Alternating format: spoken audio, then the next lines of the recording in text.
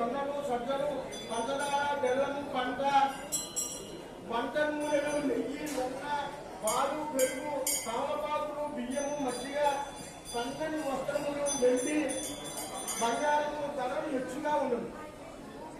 మేఘాధిపతి చంద్రుడు ఈ సంవత్సరం మేఘాధిపతి చంద్రుడు అంటే సర్వదేశమందును సువృష్టి ధాన్య జాతులన్నీ ఫలించుట గోవులు విశేషంగా పాలించుతున్నాడు.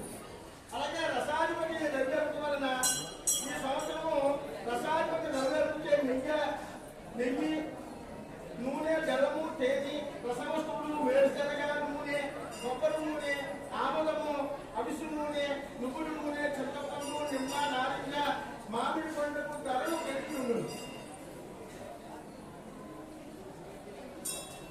నీరసాధిపతి శుక్రుడు ఈ సంవత్సరం నీరసాధిపతి శుక్రుడు అంటే కర్పూరము అగరు చందనము బంగారము వెండి ముత్యములు వస్త్రములు అధికంగా ధర కలిగి ఉంది. పశుపాలకుడు శ్రీకృష్ణుడు పశువులను దొడ్డు పెట్టేవాడు దొడ్డు నుంచి విడిపించేవాడు. మొత్తం శ్రీకృష్ణ పరమాత్మకే మూడు ఆధిపత్యములు వచ్చుంటే పశువులు సుభిక్షంగా ఉన్న పాలించును ధాన్యము ధరలు తప్పుతూ ఎచ్చుతూను పశువులకు గడ్డి నీరు సమృద్ధిగా లభించును. పశువులకు పాడి పంట సమృద్ధి ధాన్యము సంపత్తులు కలిగి ఉంది. సంరక్షక శ్రీకృష్ణ బలము ఈ సంవత్సరం పరాభవనామ సంవత్సరము సంరక్షణకు